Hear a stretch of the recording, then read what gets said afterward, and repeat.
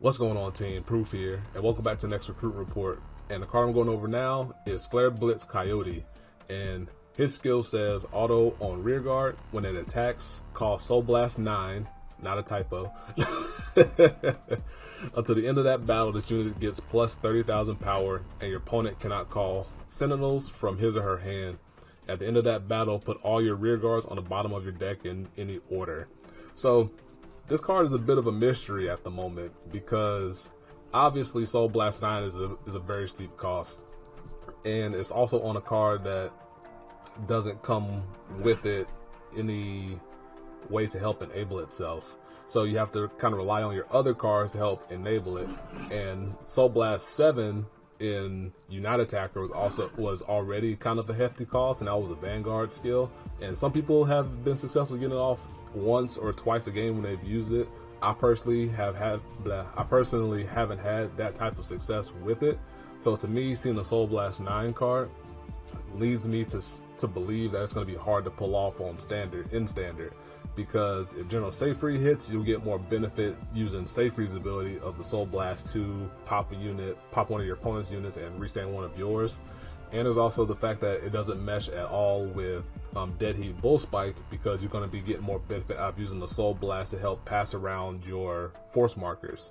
So in standard, it's going to be kind of harder to pull off unless you build some type of dedicated soul build around General Savfk, because since this uses strictly Soul Blast and no Counter Blast, you can use General Savfk and your Brackies, Wonder Boys, Juggernaut Maximums, etc. to help build your soul up, and then try to get your opponent into a kill zone, and then turbo buff up Flare Blitz here, probably using Savfk to help pull one out of deck and give it an additional 10k power, and then try to hit your opponent with somewhere in the range of 60 plus to like 70 range. I think it kind of tops out in the mid 70s before it triggers, because I think the biggest it gets is with a Wonder Boy, or if you want to be cheeky and put a Force 1 marker into the back row and put elevation whiteout from the previous video on that circle to help make it be a 28k attacker.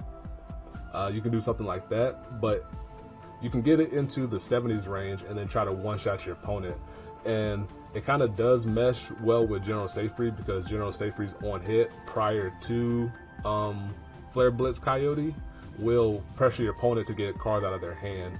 So that part there is kind of interesting, and it's definitely an all or nothing, because you're going to lose your entire field after you use it. So there's really no way to come back from it. You're putting all your eggs into this one basket for this Coyote to try to punch your opponent in the face hard as you can. And I want to try it out because it sounds interesting to try to just turbo your soul that way and then build to this big Coyote to one shot your opponent. Just a big bazooka coming out of nowhere. So that part is interesting for it.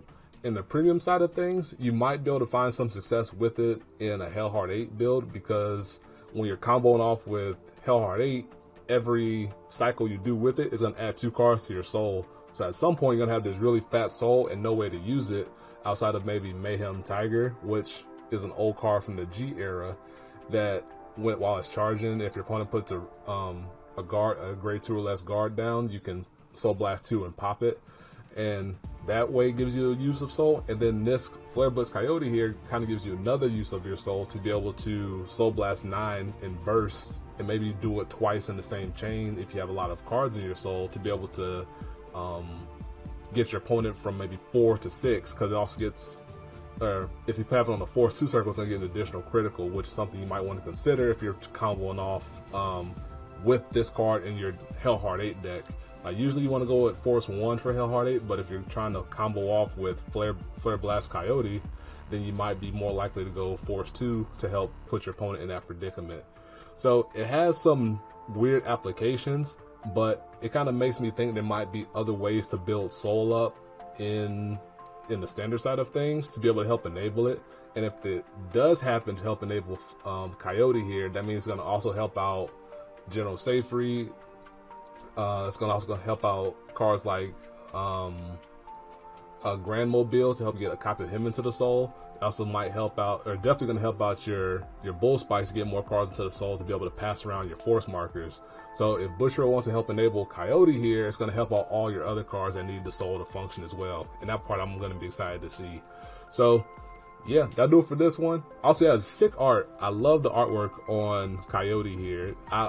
It's hard for me to, I wish it was on something that I would think would see more play in a wider reach of things, because I don't know, I think it might be a little too niche to see wide sweeping play in spikes. So that part kind of makes me sad, but it's beautiful art, and that alone makes me want to try to make something funky with it, and that's what I want to try to do with it.